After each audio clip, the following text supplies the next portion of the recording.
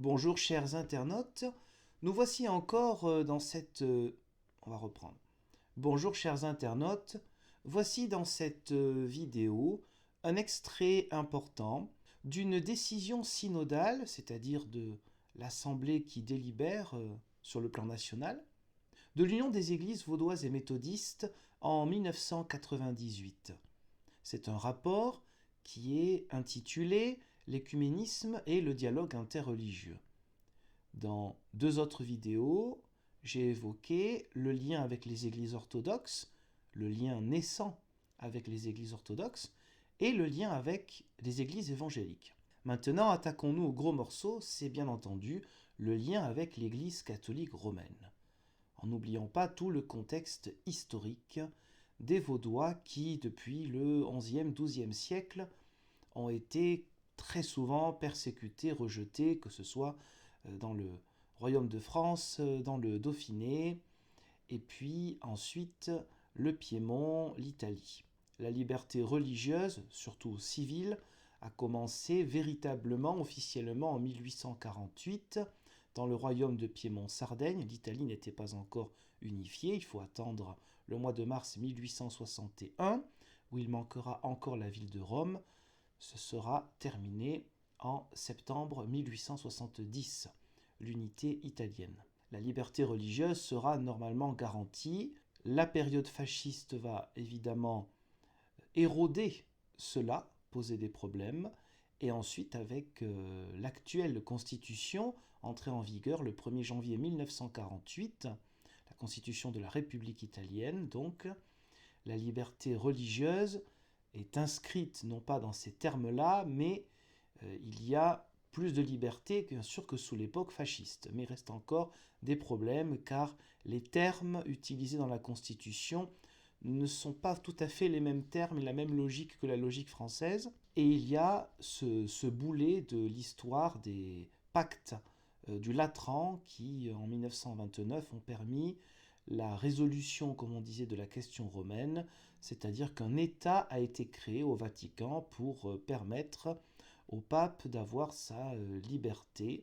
Et ces pactes comprenaient donc un concordat, c'est-à-dire un traité officiel entre l'État à l'époque du Royaume d'Italie et du Vatican, une clause financière et aussi le traité du Latran.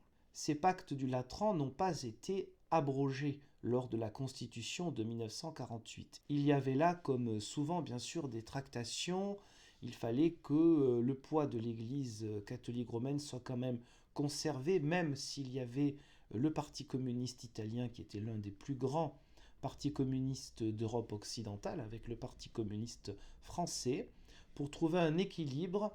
Ils se sont arrangés lors de la constituante pour proposer donc une constitution pour qu'il y ait quand même toujours les pactes du Latran et en même temps un essai de liberté religieuse. Sauf qu'évidemment, les pactes du Latran n'apportent pas une vraie liberté religieuse aux non-catholiques. Bon, c'est une autre question, je ne veux pas trop rentrer dans les détails, mais c'est pour vous dire que la situation de la liberté religieuse et de la laïcité en Italie, même après la période fasciste, n'est pas quelque chose de si évident que cela pourrait nous sembler à nous, je dis à nous, aux citoyens français, pour ceux qui parmi vous, bien sûr, sont de cette nationalité. Je vais donc reprendre ce texte, les rapports avec l'Église catholique romaine, en essayant de le traduire dans un français le plus compréhensible soit-il. La fracture entre le catholicisme et le protestantisme est sans doute la plus profonde parmi celles qui ont existé en 20 siècles de christianisme. En conséquence, la réconciliation entre le catholicisme et le protestantisme est une affaire œcuménique particulièrement difficile. L'implication dans le dialogue exige non seulement une connaissance approfondie des véritables termes des questions controversées, mais aussi une maturité évangélique importante et une intelligence spirituelle décrite par l'apôtre Paul comme l'esprit du Christ, la pensée du Christ, 1 Corinthiens 2, 16, capable de professer la vérité dans l'amour, Éphésiens 4, 15. La difficulté de cette entreprise, s'est accru par le fait que, en dehors des diverses divergences de caractère théologique et des différences profondes de mentalité et de culture, nous pourrions même dire de civilisation, pèse sur elle l'hérédité négative de 4 siècles de polémiques préjudiciables et la mémoire encore vive d'une histoire douloureuse et parfois criminelle, marquée de violences subies ou imposées, avec lesquelles l'esprit du Christ a été trahi, au moment même où chacun prétendait imposer la vérité du Christ et défendre son nom, son honneur. Mais bien que cette entreprise soit difficile, elle n'est pas impossible. Pendant des siècles, c'est le numéro 23 de ce document, le catholicisme et le protestantisme se sont affrontés, se sont rencontrés face à face, en particulier dans notre pays, comme s'ils n'avaient rien en commun.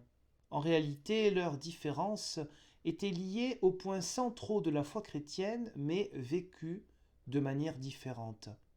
Paradoxalement, on pourrait dire que ce qui aurait dû les unir les a divisés.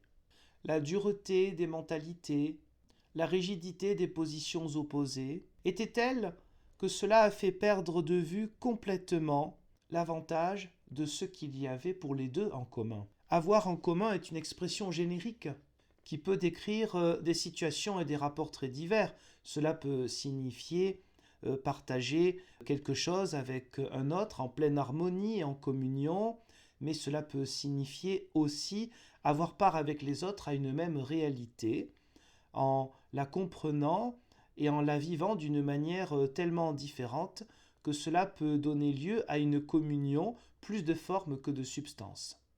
Avec l'Église catholique romaine, nous partageons pleinement certaines réalités chrétiennes fondamentales, par exemple la conception trinitaire de Dieu, ou la foi en Christ, vrai Dieu et vrai homme. D'autres réalités que nous avons en commun, nous pouvons les entendre d'une manière très diverse, comme par exemple sur la scène du Seigneur ou la question de la fonction du ministère. D'autres réalités, enfin, nous les avons en commun parce que bien que le catholicisme les considère comme des parties intégrantes de la foi et de la vie chrétienne, nous, au contraire, nous les considérons déviantes par rapport à cette foi, dans le sens où cette foi est illustrée et confessée dans l'Église primitive par son témoignage qui est donné dans le canon du Nouveau Testament. Quel est donc, numéro 24, notre lien, nos rapports avec le catholicisme romain ? Alors déjà à la veille du Concile Vatican II, en 1962, le synode vaudois s'est réjoui, dans un message aux églises, pour le nouveau climat de dialogue et de rencontre qui était en train de s'affirmer. Et en même temps, le synode avait exprimé les nécessités que tout soit soumis aux critères bibliques. Oui, donc au dialogue, à la rencontre et à la diversité partagée, mais sur la base du principe de la fidélité à la parole que nous voulons mettre en avant. Cela signifie être toujours disponible aux sollicitations de l'esprit et prêt à nous laisser réformer par la parole du Seigneur. Mais cela signifie aussi confronter sérieusement chaque orientation et chaque décision par cette même parole, pour être jugé seulement par elle. 20 ans plus tard, en 1982, le synode élabora un document plus ample et plus articulé, dédié à l'écuménisme, mais qui, pour plus de la moitié de ce document, traitait du catholicisme romain et de notre lien avec lui. Il était écrit que catholicisme et protestantisme, tout en se réclamant au même Seigneur, sont deux modes divers de comprendre et de vivre le christianisme. Et le document remarquait aussi que, malgré les progrès accomplis, des progrès nombreux et réjouissants dans nos rapports réciproques, le dialogue n'a pas pu changer le motif principal, central des dissensions. C'est la manière diverse de concevoir la présence de Dieu dans le monde, ainsi qu'une manière différente d'être Église. Les progrès sensibles du mouvement œcuménique dans notre pays et une série de faits accomplis entre-temps ont permis une reprise d'un dialogue qui a besoin de mise à jour régulière. Nous l'articulerons en 2 sections, cherchant avant tout à mettre en lumière ce que nous avons en commun avec l'Église catholique romaine et ensuite en précisant ce qui nous sépare d'elle. Il n'est pas simple d'isoler ainsi divers facteurs d'unité ou de division présents dans les doctrines et dans la réalité de la foi que les diverses confessions chrétiennes ont ou n'ont pas en commun les unes avec les autres. Il y a des motifs de différence ou de divergence et aussi de division dans ce qui nous unit. Il y a des éléments au moins partiels de partage dans ce qui nous sépare. Le catholicisme et le protestantisme sont unis pour ce qui est des expressions fondamentales du christianisme qui cependant se comprennent et se vivent d'une manière parfois diverse. Il n'y a aucune raison de voiler presque avec honte les réalités de cette diversité, de même que le Nouveau Testament n'a pas mis un voile sur les différences entre Paul et Jacques. Première partie donc, après cette introduction, ce qui unit protestants et catholiques romains.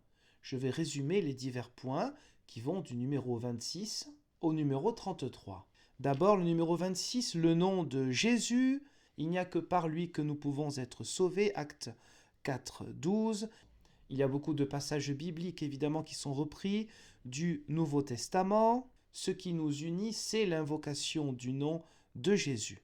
L'invocation d'autres noms nous sépare et nous divise, car elle nous semble relativiser cette même et unique invocation du nom de Jésus. Principe du Solus Christus, l'un des principes, pas forcément les plus connus, de la Réforme. Numéro 27, la foi en Dieu qui s'est révélée en Israël et en Jésus de Nazareth.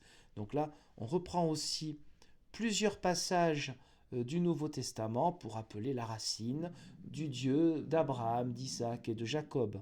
Le numéro 28 évoque la Sainte Écriture de l'Ancien et du Nouveau Testament, donc tout ce que nous reconnaissons ensemble comme témoignage que Dieu rend de lui-même à travers les prophètes, les apôtres et d'autres témoins, et surtout à travers la vie, les œuvres puissantes, la prédication du règne, la passion, la mort, la résurrection et l'ascension de Jésus, duquel l'Écriture est le miroir fidèle et vivant. Dans ce qui nous unit, il y a le problème ensuite quand même de la tradition, du poids de la tradition et du magistère, du point de vue catholique romain, tel que nous le comprenons en tant que vaudois et méthodistes. Donc ce qui est partagé, les Saintes Écritures, le problème n'est pas ce qui est partagé, mais ce qu'il y a en plus, c'est-à-dire le magistère et la tradition. Ou une forme de tradition, parce qu'avec le numéro 29, il y a les contenus essentiels de la foi chrétienne, tels qu'ils ont pu être promulgués, déclarés lors des grands conciles du premier millénaire, particulièrement avec le credo de Nicée-Constantinople 381, aussi celui d'Athanase, moins connu, un texte plus ancien, bien sûr, le symbole des apôtres aussi. Ce patrimoine de foi et de l'intelligence de la foi que nous recevons ensemble dans une méditation prolongée et consciencieuse de l'Église ancienne sur le mystère de Dieu et de l'homme à la lumière de la révélation du Christ est un lien spirituel profond qui unit dans un véhicule sûr de foi et de piété l'entière Église chrétienne dans le monde. Ensuite, numéro 30, le baptême d'eau au nom du Dieu Père, Fils et Saint-Esprit. Même s'il y a des petites différences entre théologie catholique et protestante sur des points, la pratique du pédobaptisme, c'est-à-dire du baptême des enfants, qui n'est pas accepté dans la tradition anabaptiste, baptiste et d'autres églises ensuite évangéliques ou pentecôtistes, mais qui est accepté dans les églises vaudoises et méthodistes. Ça fait partie des différences au sein du protestantisme. Mais la signification, le sens profond du baptême reste le même pour tout le christianisme. Le texte date de 1998. Depuis, il y a eu d'énormes avancées sur la reconnaissance réciproque, même au niveau mondial, du baptême. Le numéro 31, la célébration du dimanche comme le jour du Seigneur, dédié en particulier au culte communautaire, avec les éléments constitutifs, les mêmes pour tous les chrétiens, la louange, l'adoration, la mémoire de la croix et de la résurrection, l'annonce du pardon et du salut à travers la prédication de la parole, la célébration du baptême, de la scène, la prière d'intercession, l'offrande. Après, il y a des différences sur la forme de la Sainte Seine, sur la question du pain et du vin, ou seulement de l'hostie. On a des différences entre catholicisme et protestantisme, et de même sur la question de la notion de sacrifice ou de transubstantiation, mais là encore, au niveau mondial, des textes entre luthériens catholiques, réformés catholiques, etc., dans tous les sens, ont permis de mieux comprendre les termes. Toujours pareil, le contexte historique, l'origine même des concepts, pour montrer qu'au XXe et XXIe siècle, même si chacun gardait bien sûr ses propres idées, on pouvait mieux se comprendre et se rendre compte que finalement on était quand même plus proche que ce que nous pouvions penser il y a 10, 20, 50 ans, et on ne parle pas encore d'avant. Le numéro 32, la tradition conciliaire ou synodale. Là, pour faire vite, donc, c'est la question de la gouvernance d'Église, soit de manière pyramidale, soit de manière collégiale. Alors le Concile Vatican II, du côté catholique romain, a permis que le côté collégial soit un peu plus mis ou remis en avant par rapport au siècle précédent. Mais cette tradition conciliaire ou synodale évoque dans l'idée et la théologie et la pratique protestante le fait que les laïcs, même si ce mot n'est pas toujours bien compris, c'est-à-dire ceux qui ne sont pas pasteurs, mais en fait laïcs c'est le peuple, donc ça devrait être pour tout le monde, mais on va dire pour distinguer ceux qui ne sont pas forcément pasteurs des pasteurs, les laïcs ont autant de poids, voire plus, dans les décisions synodales nationales. Donc ça, c'est une manière de vivre la gouvernance d'Église qui fait partie des différences, même si là encore, avec le temps, il y a un peu plus de proximité, et ce texte est de 98, mais là par exemple, en 2022, le travail sur la synodalité dans l'Église catholique romaine dans le monde entier est quelque chose qui s'ouvre à tous les baptisés, donc tous les chrétiens, et on a quelque chose, me semble-t-il, d'assez révolutionnaire par rapport au siècle précédent. Donc quelque chose à suivre. Mais je reprends de ce texte de 98. Le passage numéro 33 évoque, avec bien sûr beaucoup d'éléments bibliques, nous voyons aujourd'hui comme à travers d'un miroir obscur, parce qu'évidemment à l'époque de Paul, quand il s'adresse aux Corinthiens, les miroirs de l'époque n'étaient pas ce que nous connaissons aujourd'hui. Donc ils n'étaient pas d'une perfection absolue. Aussi, on voyait un petit peu trouble dans les miroirs qui existaient à l'époque de Paul. Donc c'est ce qui nous arrive à nous quand nous voyons que nous n'arrivons pas quand même encore à être en pleine communion entre l'Église protestante et l'Église catholique romaine. La deuxième partie évoque plus spécifiquement ce qui divise protestants et catholiques romains à partir du numéro 34 jusqu'au numéro 45. Alors c'est un peu plus long, mais cela ne signifie pas que ce qui nous sépare est plus important que ce qui nous unit. Cela signifie qu'il faut évidemment beaucoup plus travailler sur ce qui nous sépare que sur ce qui nous unit, tout simplement. La question est avant tout sur l'Église, la définition de l'Église, ce qu'on appelle ecclésiologie dans le langage de la théologie. C'est là que la différence théologique reste la plus importante.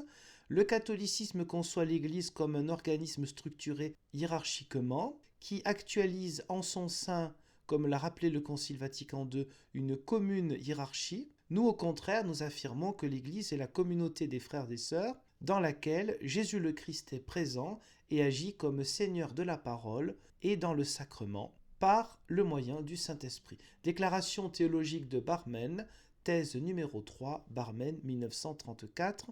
Cette confession de foi de Barmen, vous voyez, a priori n'a pas grand-chose à voir avec une église en Italie. C'était en Allemagne à l'époque du national-socialisme. Elle a à voir car cette confession de foi d'un protestantisme certes minoritaire mais quand même actif à l'époque du national-socialisme, a permis de rappeler tout ce qui peut lutter contre l'idolâtrie, à l'époque l'idole de l'État, bien évidemment, ou de la violence, l'idole de la race, Alors cette confession de foi de 1934, qui a été préparée par des luthériens et des réformés, se retrouve comme un patrimoine commun du protestantisme, pas simplement allemand, mais aussi à l'extérieur de l'Allemagne. Ensuite, il y a une histoire de préférence, d'accents différents, le catholicisme qui met plus l'accent sur des termes sacramentels et le protestantisme plus sur la question de la proclamation de la parole. Le numéro 37 rappelle aussi que les différences et les sensibilités en réalité existent au sein de chaque Église. Mais pour ce qui est majeur, les points de grande difficulté, ce sont les 4 suivants: le ministère, la papauté, la mariologie et la dévotion eucharistique. D'abord, sur le ministère, donc la différence a été formulée au XVIe siècle. C'est ce qu'on appelle le sacerdoce universel, le rappel du fait qu'à partir de la théologie de Luther, qui en fait renvoie à ce qui existait au début du christianisme, il n'y a pas de différence à faire entre les baptisés. Il y a des personnes qui ont un ministère, qui a un début et une fin, c'est une fonction. Ce n'est pas un ordre dans le sens, ce n'est pas un sacrement, ce n'est pas quelque chose de plus qui les ferait prévaloir au regard de Dieu, ou même au regard de l'homme, au sein de l'Église. Il y a une totale égalité de prêtres. Ça ne veut pas dire prêtre qui célèbre, tout le monde ne va pas célébrer le culte, mais de prêtres dans le sens où nous sommes devenus une nation de prêtres, une nation sacerdotale, ce qui est indiqué au moins 2-3 fois dans le Nouveau Testament.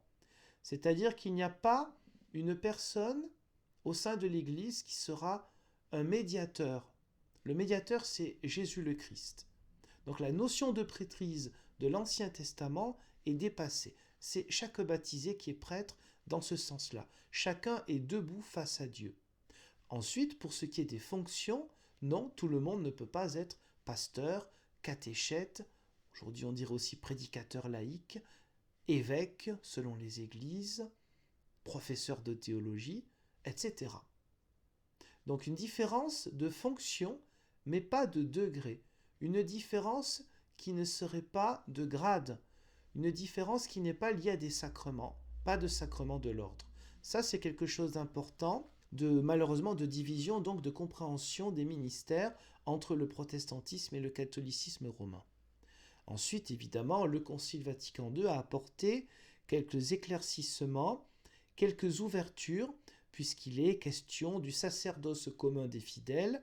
C'est le paragraphe numéro 10 de Lumen Gentium, c'est-à-dire le texte, il y en a 16 en tout, du Concile Vatican II, mais le grand texte, s'il ne fallait en lire qu'un ou commencer par un texte, c'est celui-ci, c'est le texte de la Constitution sur l'Église. Donc sur le fond, le Concile Vatican II ne peut pas aller à l'encontre de ce que disait la théologie catholique romaine avant, mais il y a quelques ouvertures qui permettent, j'ai envie de dire, là c'est mon langage à moi, d'étaler un peu les choses.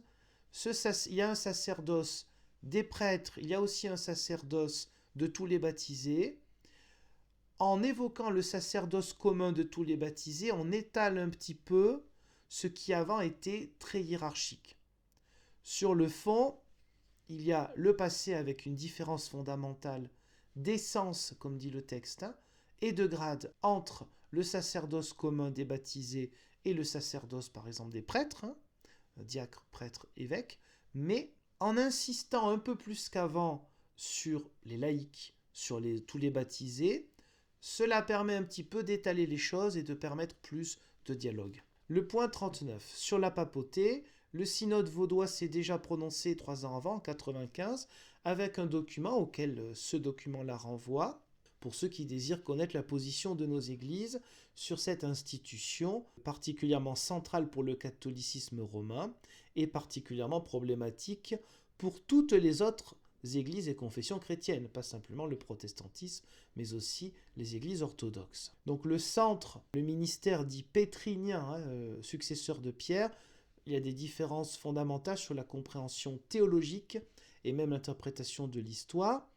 Des avancées importantes quand même avec l'encyclique de Jean-Paul II, une encyclique, donc une lettre fondamentale, Ut Unum Sint de 1995, qu'il soit un.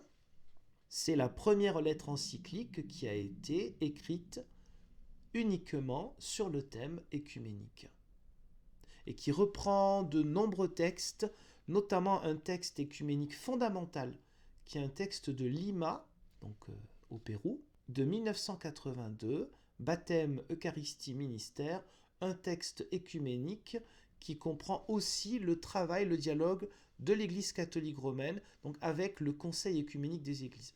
Donc nous avons tout le christianisme en dehors des néo-pentecôtistes ou d'une bonne partie des évangéliques qui ne voulaient pas à l'époque, parfois encore aujourd'hui, dialoguer avec les autres chrétiens. Donc cet écuménisme, même sur la question de la papauté, une question particulièrement forte de divergence, voire d'opposition, cette question-là, ou plutôt l'intensité des divergences, demeure, mais nous sommes plus apaisés dans le dialogue, car la question de l'autorité n'est plus confondue avec une forme d'autoritarisme du côté catholique romain, ou pour le dire encore plus fortement, de l'impérialisme de la papauté qui a pu exister.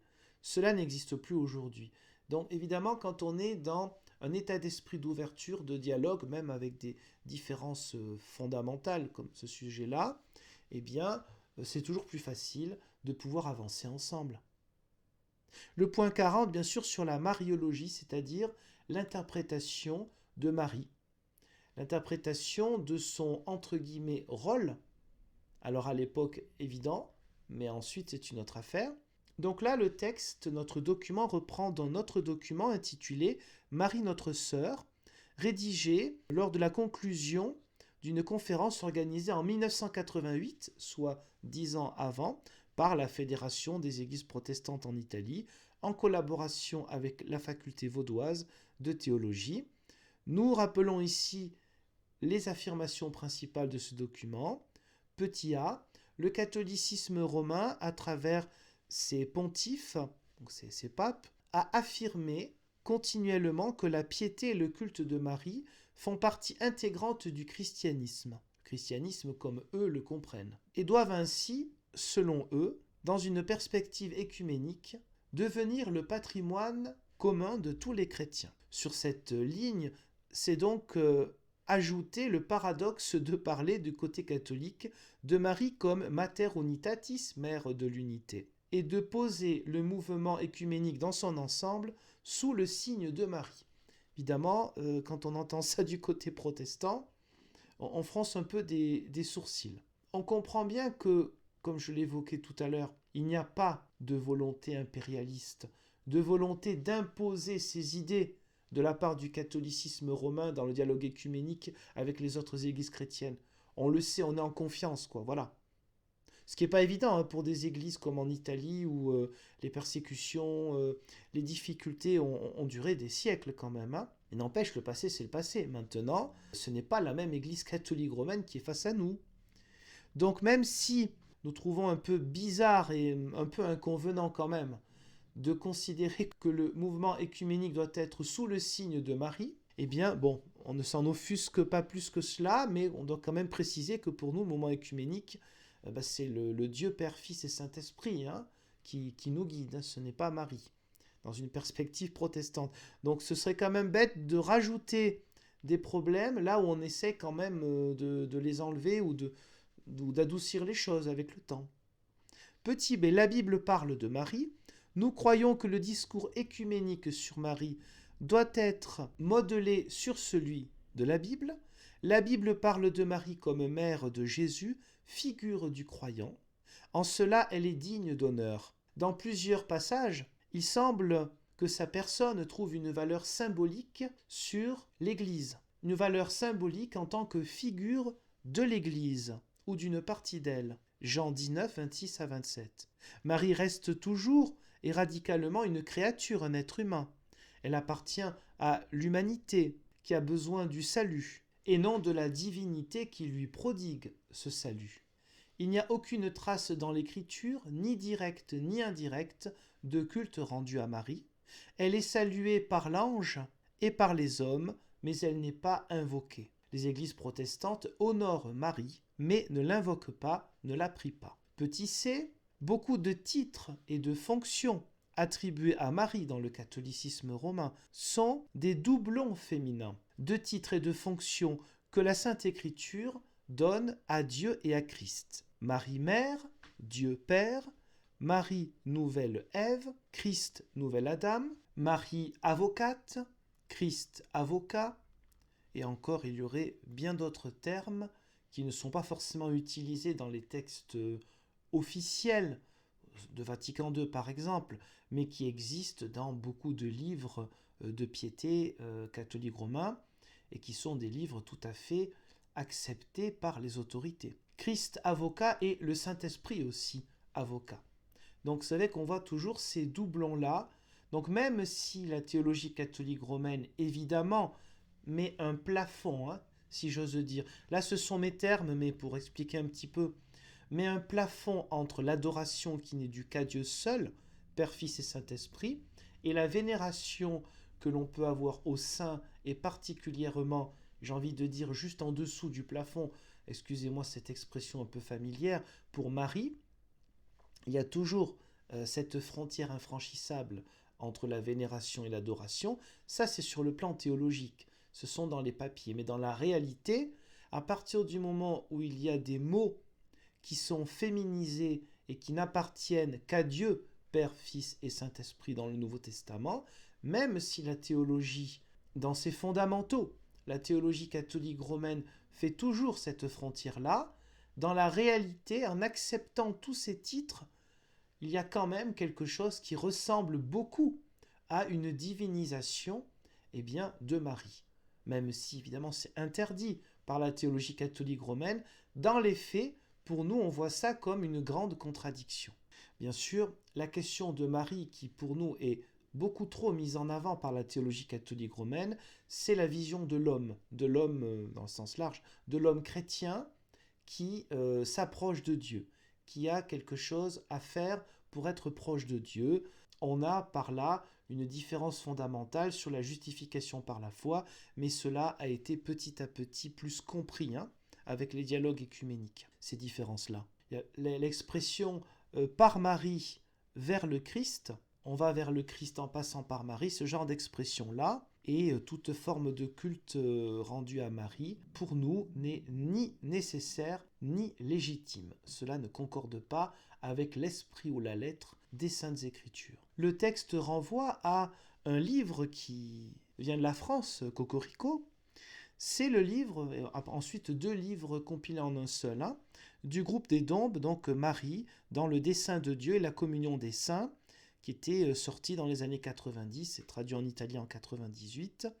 Ce livre-là du groupe des Dombes, effectivement, je vous le conseille aussi, d'ailleurs comme tous les livres du groupe des Dombes. L'avantage des livres des groupes des Dombes, c'est que ce sont des livres accessibles aux gens qui ne sont pas théologiens, ce qui n'est pas le cas de beaucoup de textes œcuméniques, il faut le dire. Donc le groupe des Dombes, c'est assez complet, mais c'est formulé d'une manière assez adaptée, sans rentrer dans une vulgarisation à outrance. Donc ce sont des livres quand même que l'on peut acheter, même si on n'a pas fait de théologie ou si on se sent un petit peu dépassé par quelques termes, c'est très pédagogique. Vraiment à utiliser, à lire personnellement et en église, peut-être de proposer ça dans des groupes œcuméniques. Ces textes-là n'ont pas la valeur aussi officielle que les grands textes et les grands accords œcuméniques au niveau mondial, par exemple entre la Fédération luthérienne mondiale ou l'Alliance des Églises réformées mondiales et l'Église catholique romaine, pour ne prendre que 2 exemples. Mais il n'empêche que ces textes des groupes des Dombes ont permis plus de pédagogie et de compréhension des différences réelles que parfois des exagérations que l'on a pu entendre, que l'on a pu dire, soit par ignorance, soit pour exagérer sa propre identité et l'identité de l'autre. Donc ensuite, les questions éthiques. La question de la loi naturelle, même si le mot, bien sûr, ces mots existent chez Paul, mais c'est un peu trop exagéré pour la théologie protestante. Considération de tout ce qui est naturel peut paraître pour nous comme une reprise en fait de philosophies païennes qui ne sont pas si mises en avant que cela dans le Nouveau Testament quand même. Les questions éthiques sur le divorce, l'avortement, la contraception, le lien avec l'État, la position de l'Église dans la société restent des différences fortes. La bioéthique aussi. Cela est lié pas forcément aux interprétations bibliques. Ce n'est pas toujours cela le vrai problème, mais la place en fait de l'Église et du magistère. La question aussi de la liberté donnée à chacun. Même si les catholiques ils font ce qu'ils veulent, hein, ils n'ont jamais été des moutons, il suffit de regarder l'histoire du christianisme. Mais la question de l'autorité du magistère sur ces questions-là, pour le dire de manière un peu rapide, de prendre position sur tout, pas sur tout et n'importe quoi, mais surtout peut être vu parfois comme un manque de liberté donné à chaque chrétien dans un esprit protestant. Et je rappelle que le mot protestant, ce n'est pas protester dans le sens 20e et 21e siècle, c'est attester, protestare, pour témoigner. C'est quelque chose de positif, le mot protestant. Même si, même au sein du protestantisme, ce n'est pas toujours compris. C'est ainsi qu'on tombe dans des pièges un peu idiots de se voir toujours dans une idée de protestation. Il existe encore, en dehors de ces questions de l'éthique, de la mariologie, de la papauté, de l'ecclésiologie, d'autres motifs permanents de friction. La prétention de l'Église catholique, là c'est le point A du numéro 42, d'être, selon une expression classique, mater et caput omnium ecclesiarum, la mère et la tête de toutes les églises. La Sainte Écriture ne reconnaît à aucune église, même à celle de Jérusalem, qui était pourtant la première église, cette idée d'être une église mère. Bon, évidemment, ça c'est l'histoire du christianisme avec l'Empire romain, etc. Ce serait long de reprendre ça, puis je suis quand même pas non plus prof d'histoire du christianisme, faut pas non plus exagérer. L'idée d'être église sœur est importante pour nous, il n'y a pas de tête. Il n'y a pas de primat qui puisse se considérer comme supérieur aux autres. Petit b, le refus de l'Église catholique romaine de reconnaître nos églises, donc vaudoises et méthodistes entre autres, comme églises de Jésus-Christ, mais en les nommant communautés ecclésiales. Pour reprendre les textes de Vatican II, évidemment, c'est la conséquence d'une ecclésiologie, c'est-à-dire d'une théologie sur l'Église. Qu'est-ce que l'Église ? Qui a pour conséquence de reconnaître les églises qui, pour l'Église catholique romaine, n'ont pas les vrais ministères, le baptême, donc c'était déjà en train d'être réglé quasiment, qui n'ont pas la vraie Sainte Seine, parce qu'ils n'ont pas le vrai sacrement de l'ordre, etc. Pas de système épiscopal pour une partie du protestantisme, et pas de véritable succession apostolique, toujours selon la définition catholique romaine. Donc la conséquence, ce ne sont pas des églises, mais des communautés ecclésiales. Évidemment, nous, quand on entend ça, ça ne fait pas forcément plaisir. Bon.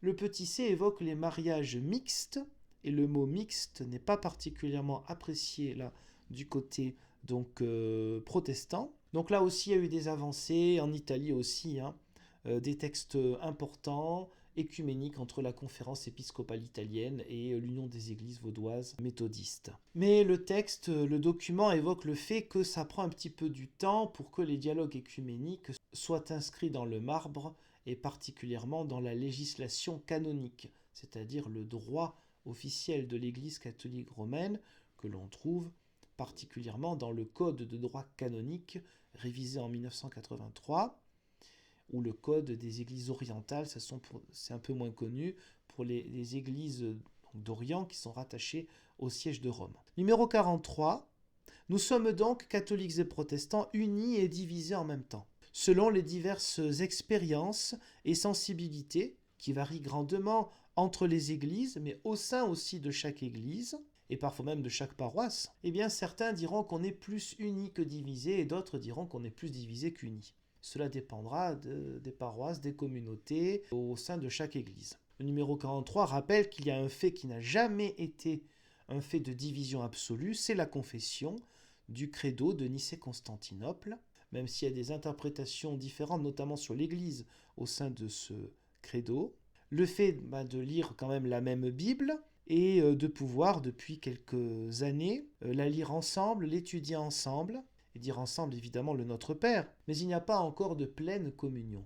Le numéro 44 pose plus de questions que de réponses sur l'avenir de l'écuménisme, avec l'espérance aussi de plus de rencontres avec d'autres églises, ce qui a déjà été rappelé dans la vidéo sur le rapport avec les orthodoxes et aussi des évangéliques. Le numéro 45, qui est le dernier de cette partie-là, évoque les vestiges de l'Église. Alors ça, c'est une théologie qui vient du catholicisme romain écuménique des années 30, notamment le catholicisme romain français, qui a essayé de faire avancer contre vents et marées une idée écuménique qui donnera plus tard le travail et les conséquences concrètes du Concile Vatican II sur le plan écuménique. Les vestiges de l'Église, eh bien pourquoi pas nous aussi utiliser cette théologie-là pour reprendre des trésors de la Nouvelle Alliance, bien sûr des trésors des Saintes Écritures. Le numéro 45 renvoie avec reconnaissance à divers passages de Vatican II, le fameux décret sur l'écuménisme, Unitatis Redintegratio, qui est un texte d'ouverture, un texte évidemment de consensus forcément entre les évêques qui étaient plus ou moins ouverts ou de différentes manières sur les questions écuméniques, mais qui a permis quand même une porte ouverte, enfin officielle en plus, de l'Église catholique romaine sur le dialogue écuménique avec tous les chrétiens. Et donc, avant de continuer ce document, moi je m'arrêterai là pour ce document, le numéro 4, c'est notre proposition écuménique, mais je trouve que c'était plus intelligent de reprendre déjà le concret de ce qui se vivait. Donc le numéro 45 termine avec « Nous avons pris acte avec joie du fait qu'à partir de Vatican II, l'Église de Rome a accepté le défi écuménique et qu'elle est disposée à le vivre avec nous. Nous sommes disposés à le vivre avec elle. » Sur ce, je vous remercie pour le visionnage de cette vidéo et je vous dis Dieu voulant à une prochaine. Au revoir.